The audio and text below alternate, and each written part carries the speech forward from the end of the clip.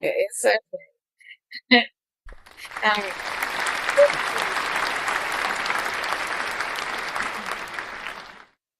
and as you know, this month is Kiari Malformation Awareness Month. And I wanted to share with you my personal journey of what Chiari malformation has been like for me since my diagnosis, actual correct diagnosis 16 years ago, and what led up to getting the proper diagnosis. But before we do anything, we have to go to God in prayer. Dear Heavenly Father, thank you for bringing me together, me and all my guests who are tuning in. We are sorry for the delay tonight, but there's always something that's going to happen whenever you're trying to spread the word or bring awareness to anything. But we thank you for your guidance, for your patience, for your understanding, for each and everything that we do. Help the words of my mouth fall upon the ears that need to hear, and help me to bring awareness to this rare condition that there is no cure for. It is a condition that is invisible to the eye, but the patients who deal with it, like myself, we are walking testimonies and blessings of what you can do when we trust in your healing. In your precious and holy name, Jesus, we pray. Amen. And as I was saying, this month is Kiari Malformation Awareness Month. And the last show that I did, I talked to you about what Kiari Malformation is.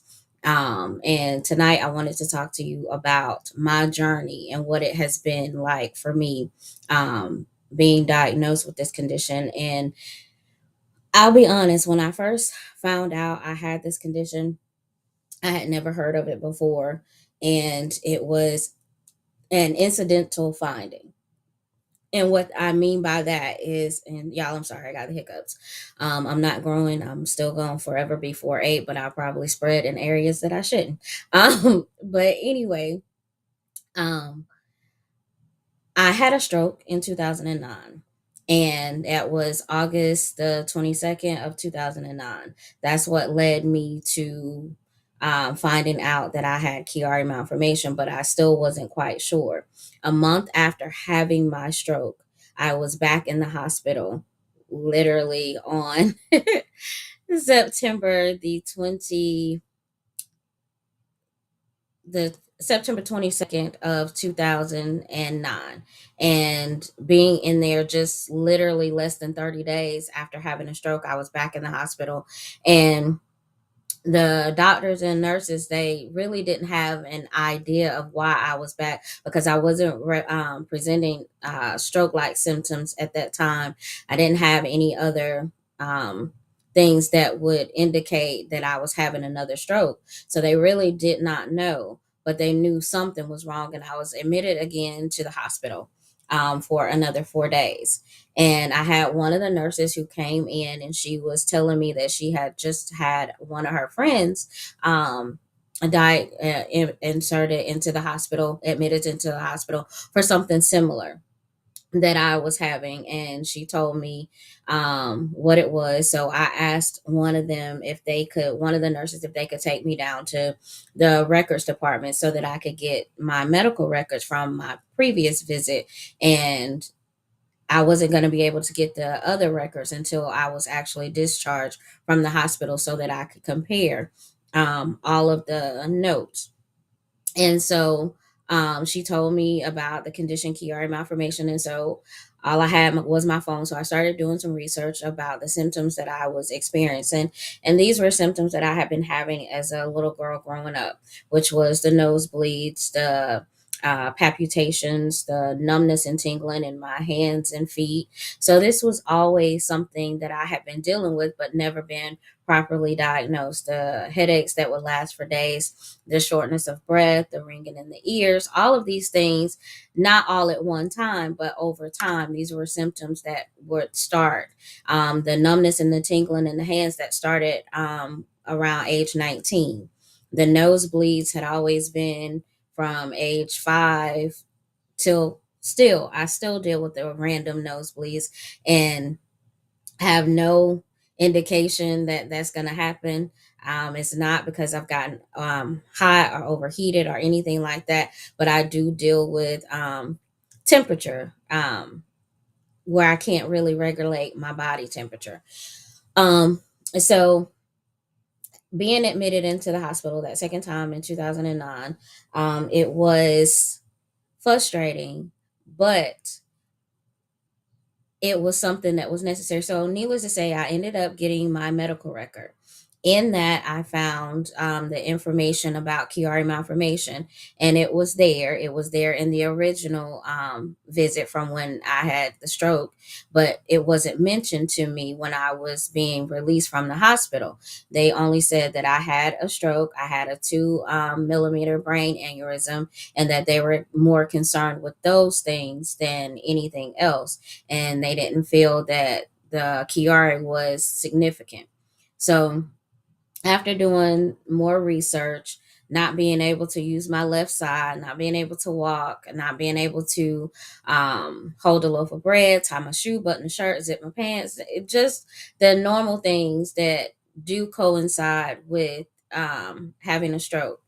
That was something that was very, very frustrating to me. But having to raise 3 small children, I had to do my research. So after getting all of my paperwork, I started doing the research, um, finding out that 1 in every 1,000 person is diagnosed with Chiari malformation, you would have to deal with a true Chiari specialist. There are neurosurgeons, but there is a difference in the specialty of what they deal with. So having a surgery by a neurosurgeon who does not specialize in Chiari malformation is not a good idea, but it's not something that I have considered doing. So, fast forward to 2013, I had a major flare up with my condition.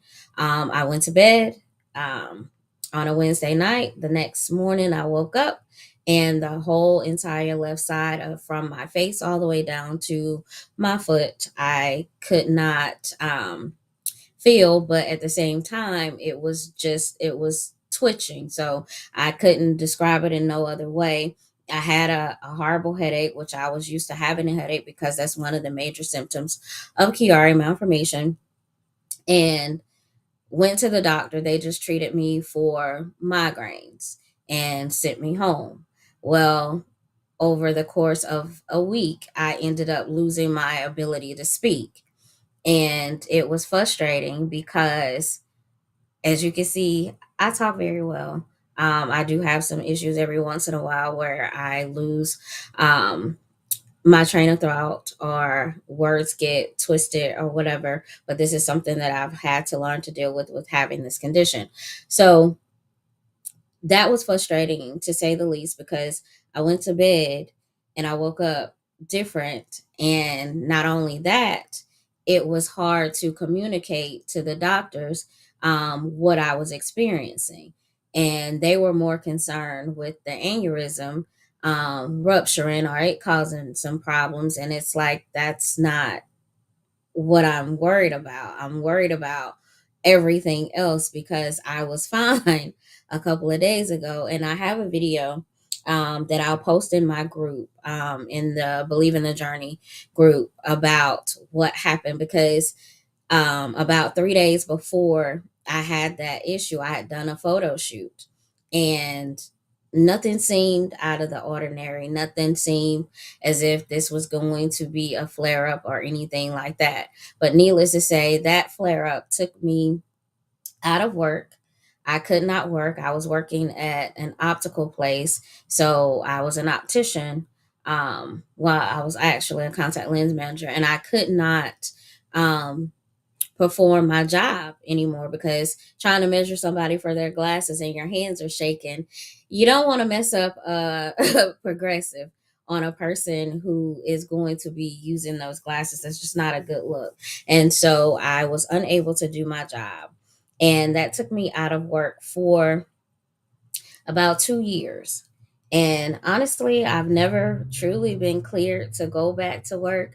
But when you have 3 kids that you have to take care of, and you're a single parent, you got to do what you got to do. And I refuse to sit around and wait for disability, even though I had the medical evidence. The two neurologists had signed off on me to be able to, be approved for my disability. But, when you have people who don't really understand what this condition is, and just because I look fine, and I was in my 30s when I was trying to get disability, to them, I could find a job that will allow me to sit and miss 75% of days. I don't know what job will allow you to miss 75% of the days that you're scheduled to work.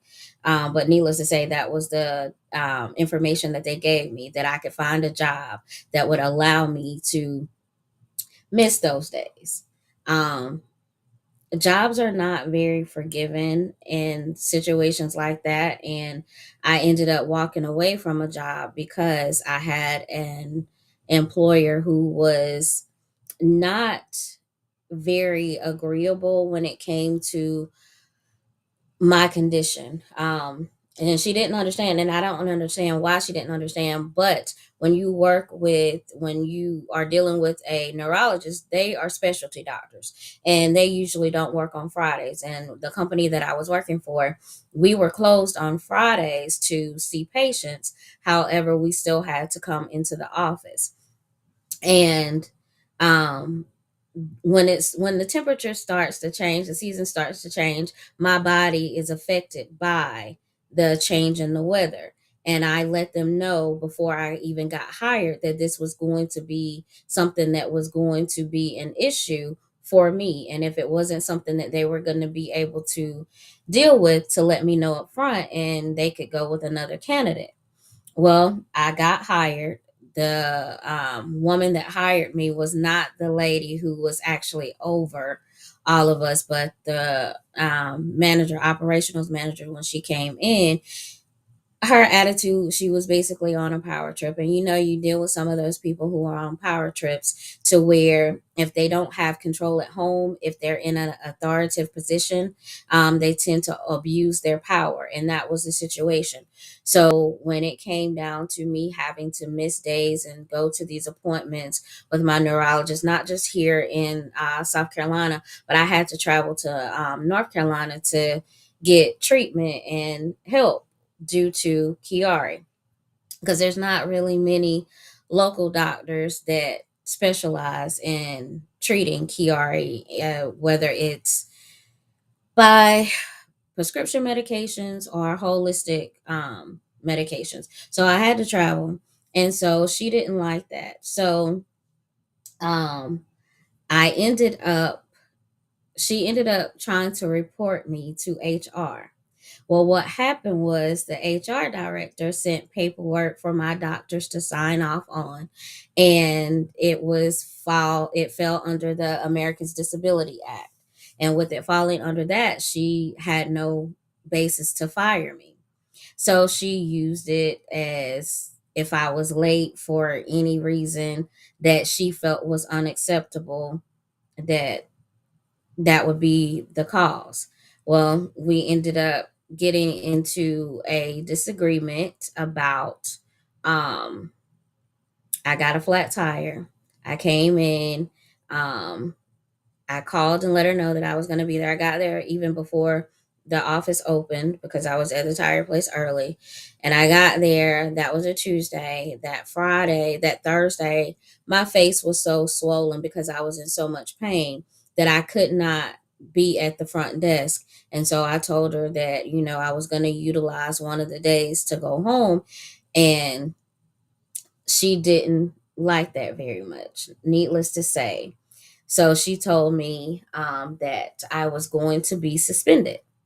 So my question was, okay, if I'm going to be suspended, for what reason, for how long, and is it with pay? Those were questions that she refused to answer.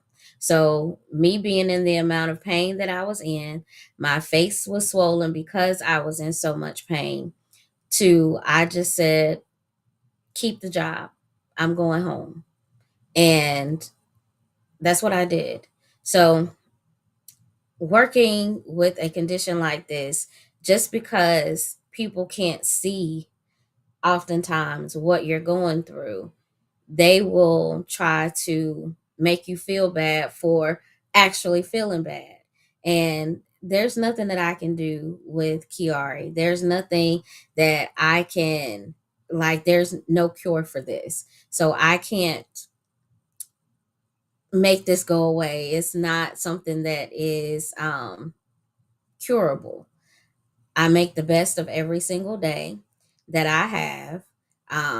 The random dizzy spells, the um, numbness and tingling in my hands and feet, the horrible headaches, um, the ringing in the ears, the heart palpitations. Earlier today, my son was talking about he touched my hands and they were ice cold. Now, mind you, I was under a fleece blanket on the bed because I was taking a nap, but my hands were ice cold. So he told me don't touch him, but I didn't touch him. He touched me first. Anyway, that was just, this is not an easy condition to live with.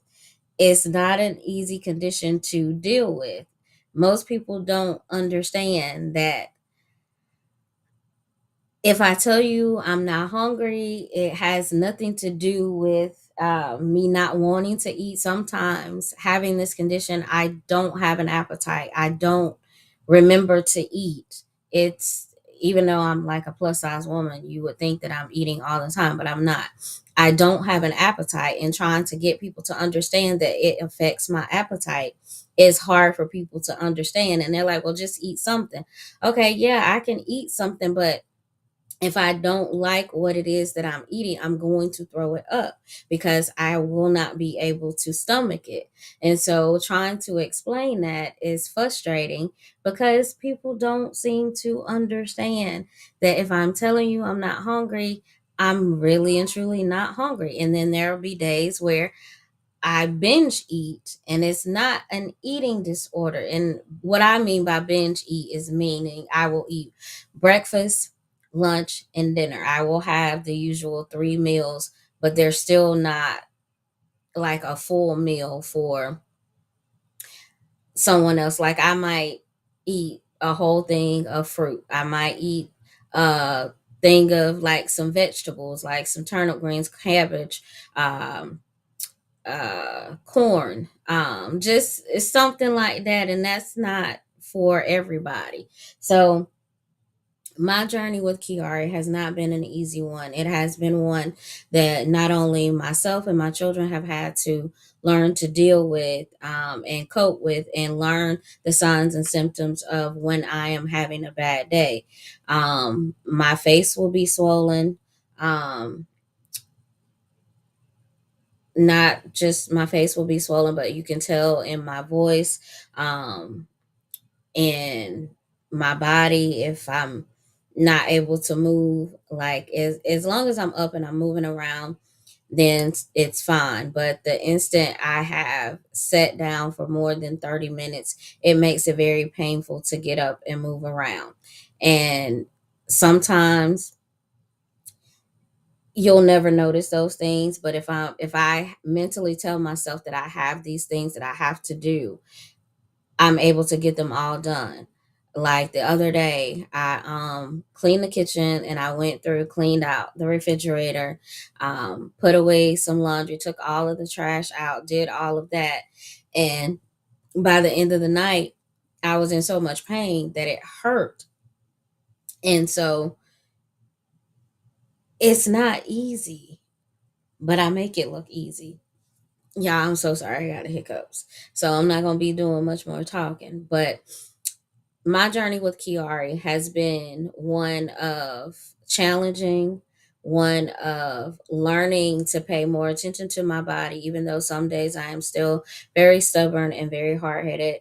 But I don't take chances when things stay numb for too long, or I have these nosebleeds that last for too long, or if I'm feeling too much pressure, too much pain, I will go to the hospital and get checked out.